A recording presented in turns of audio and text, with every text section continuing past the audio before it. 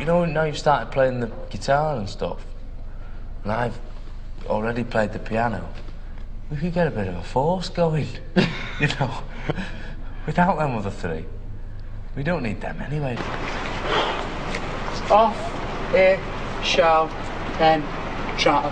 Aha! I'm here, at the Vale. Pinnacle of my success here. I'm gonna go in, I'm gonna show them my silky Brazilian styles and my skills. They can't refuse me. I'm a top pop star.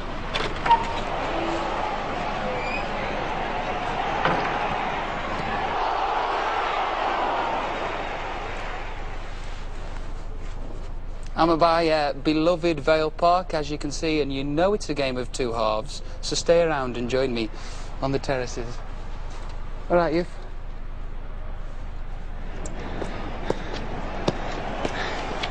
Here's the young Port Vale lad, making his debut appearance. Well, started coming to Port Vale when I was about 6 or 7, and I used to stand here where these seats are.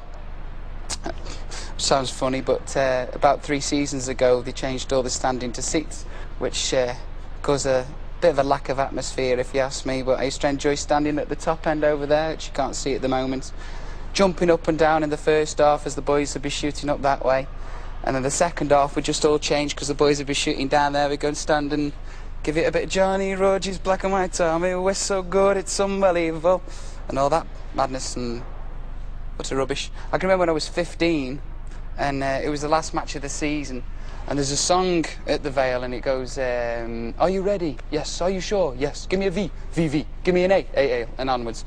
And somebody has to start this song, Are You Ready? I was about 15, and I was stood down at the barriers, just ready to jump onto the pitch, and I turned around to all the crowd, and I went, are you ready? And they just looked at me. I didn't say anything at all, so I had to pretend I was drunk. I went, are you sure? Give it a V. VV.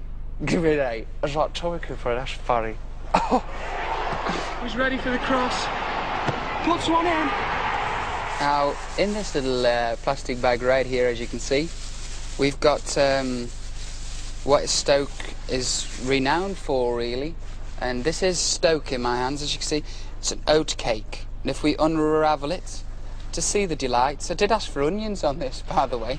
It's just cheese in the potteries, but that'll do, I'll have a bit of that. It's the oat cake, and it's gorgeous, and there's various little oat cake shops all around Stoke-on-Trent, and I've not found one bad one yet.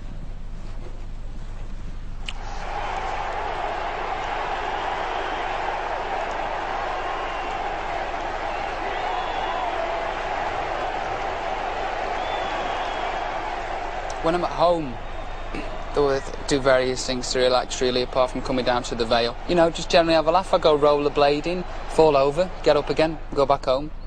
I don't know. I do a lot of things, you know. I have a pretty relaxing time when I come back to Stoke-on-Trent. I see Stoke as a sort of a place where I come to put my feet back firmly on the ground. I can remember doing the English tour, and it was a 23-dater.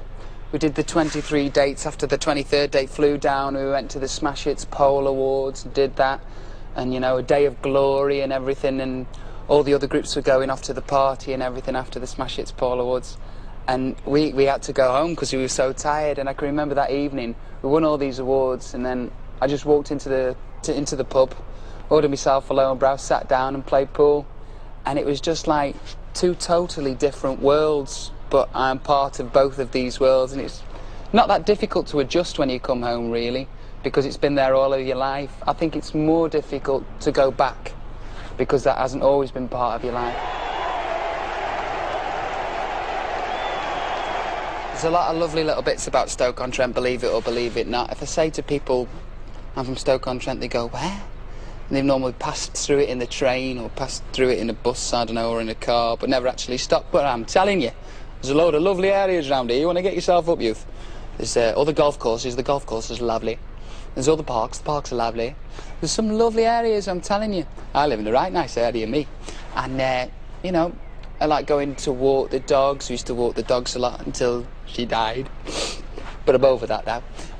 Used to go walking the dogs up Park Hall and different places. going round Bath Pool, falling in, getting contaminated with radioactive waste, all that stuff. People ask us, there's a lot of talk about you moving down to London and everything. Well, I can't fathom that out, really, because we've never said ever that we were going to move down to London. No, disrespect it to London and all that, in it. But I don't think we'll be popping down there just yet. I figured if we live down there, the record company will be working us to death every day. And we figured that if we live in Manchester, the record company think, well, that's 5 aeroplane tickets. We've got to fly them down from Manchester to London. That costs how much? Oh, we won't get them to do it. So, you know, less work if you live in Manchester or Stoke-on-Trent, I reckon.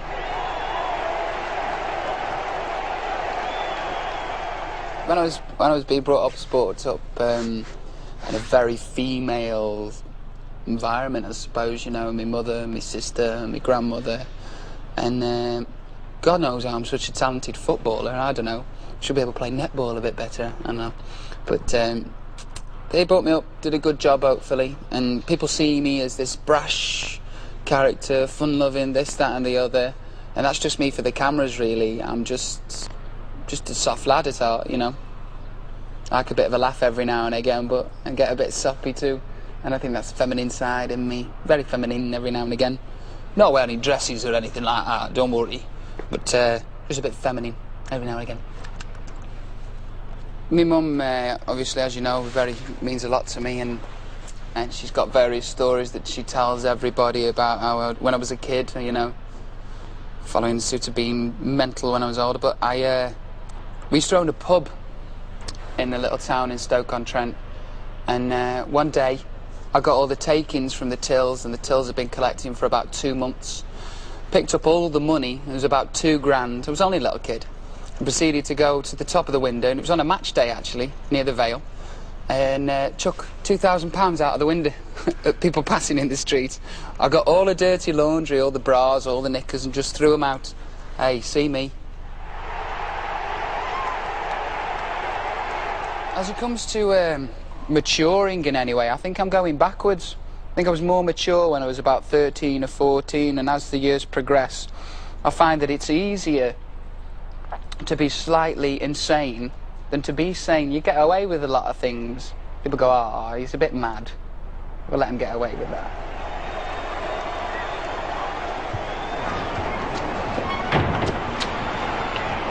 And it's the young Vale lad. His debut appearance. Comes out, stands at the touchline, shows his appreciation to the fans. Thank you very much for coming down. Thank you. Guarantee a goal today.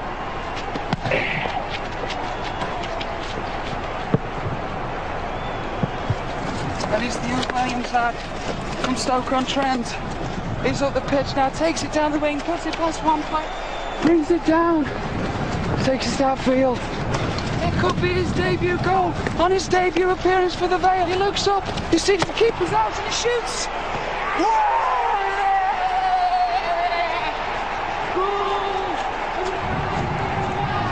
He's on the pitch line, does the Williams samba.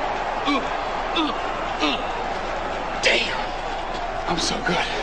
I'm so good. I am. No. I'm too good. And that's the 7th time the keeper's pulled the ball out from the young Stoke lad. Hey, Mr. Bell, chairman of Port Vale FC there. Hey, he's God in this area. So you've seen my Brazilian skills. You've seen how skillful a player I am. You've seen me score. Tell me, do I make the team on Saturday? No, I think you're better sticking to singing. You're making a tremendous job of that. I think leave Port Vale to the team and myself, and I only hope we make the success you do in singing. Well, I'll stick to singing then. I should. I'm off. What do you mean I should? The next one